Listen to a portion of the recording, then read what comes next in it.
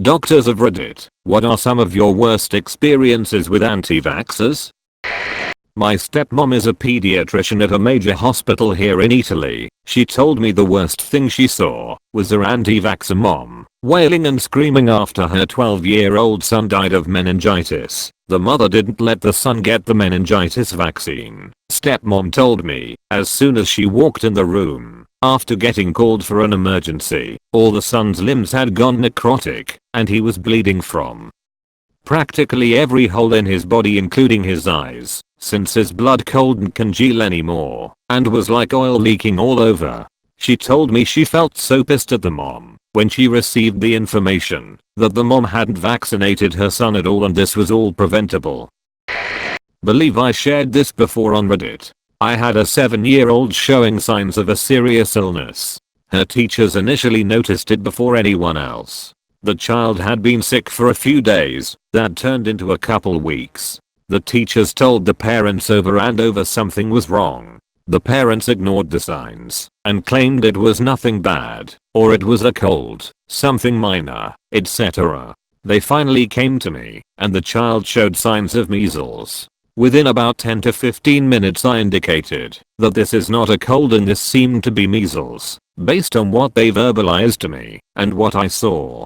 To confirm, I examined the child's inner cheek and did a full body exam where she, the child not the parents, pointed out a rash, both confirming measles. The parents indicated that they did not believe in vaccines because their previous doctor told them it was unnecessary as long as the child ate healthy and stayed active. It was a family friend who worked in naturopathic medicine, not a licensed doctor. After making the diagnosis and having a very tough conversation and informational session with the parents, I provided them with prescriptions to help with the measles and bring as much comfort as possible to their child. I had to break down that their child 1.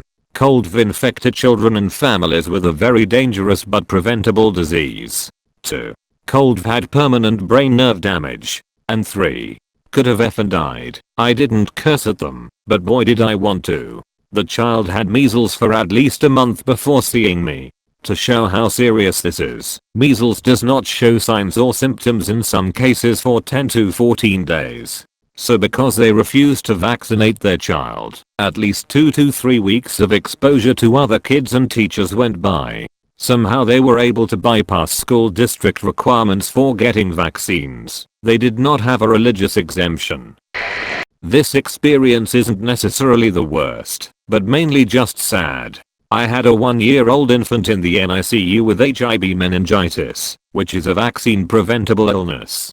I didn't actually have the heart, or felt there was any reason in the moment, to explain to the parents that what was happening to their child was fully preventable. Long story short, their child came into the emergency room, quite febrile and non-responsive. The whole workup was done, and he was diagnosed with HIV meningitis and sepsis, and was admitted to the NICU. Unfortunately, he was already fairly advanced into the course of his illness, and went on to develop multiple awful complications.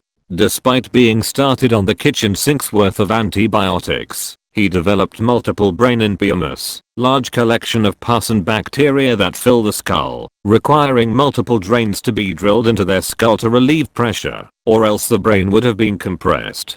To make things worse, the kid incurred multiple ischemic strokes, dead brain, and also developed hydrocephalus. The brain has its own circulatory system which can get clogged with pus bacteria, causing fluid to build up and exerting pressure on the brain. Against all odds, this tiny baby survived the ordeal. You can have your own ethical debate over whether a child that neurologically compromised should have lived, since they will be so profoundly disabled that they will likely require full-time nursing care and may only live a few more years before dying of pneumonia, but that was the situation.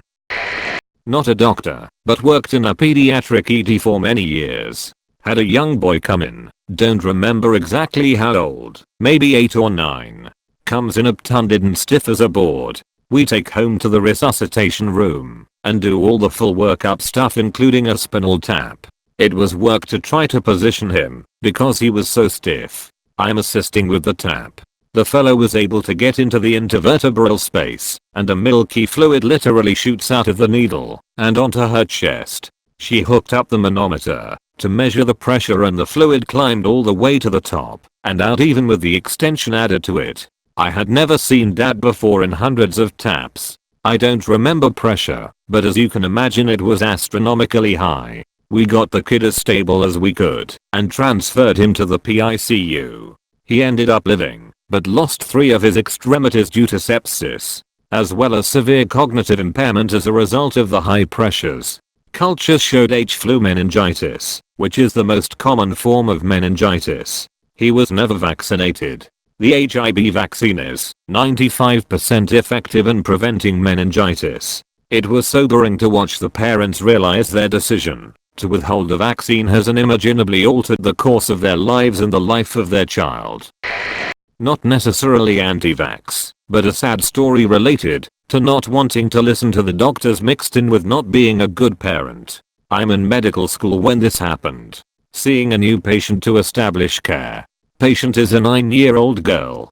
Get into the room, and she is on the table wearing glasses.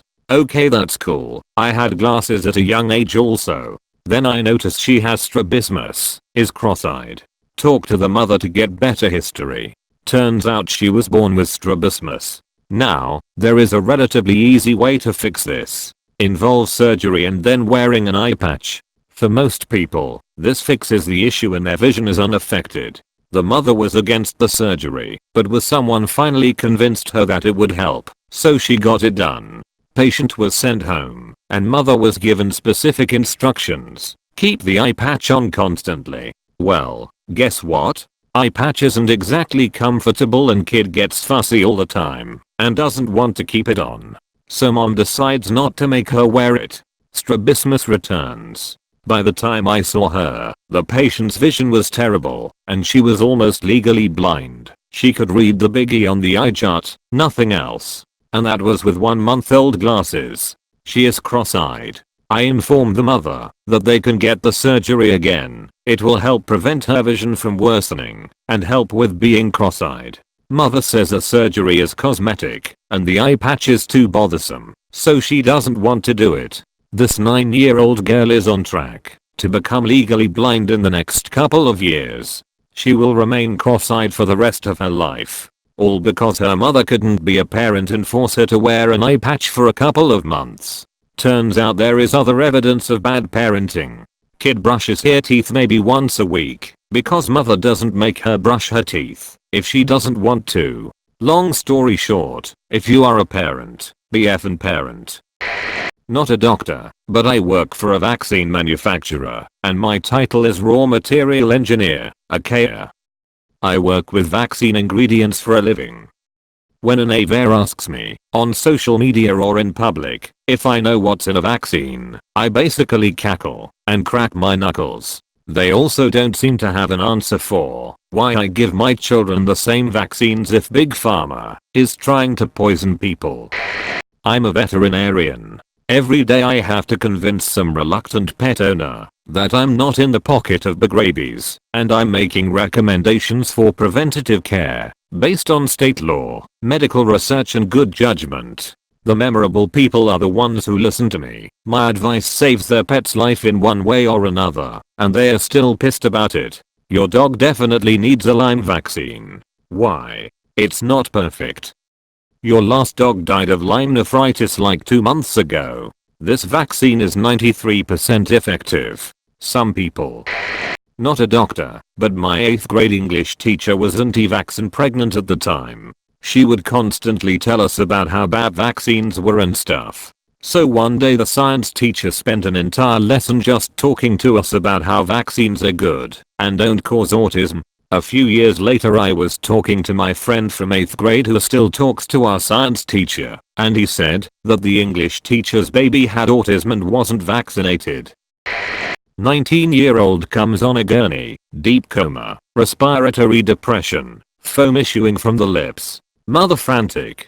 EEG reveals the pattern typical of subacute sclerosing panencephalitis, a sequela of common measles. It's preventable people, but not curable. They buried him a few weeks later.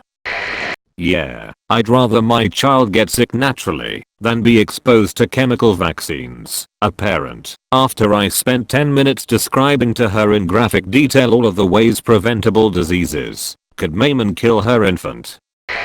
While discussing vaccines with the mom one time and bringing up my experience working with the immunocompromised population, she said, "I don't care if someone else's kid has cancer. That's their problem, not mine." And that right there is a huge part of the problem: selfishness. I vaccinate my children not only for their own health, but for the health of others. Make sure to like and subscribe so we can watch together.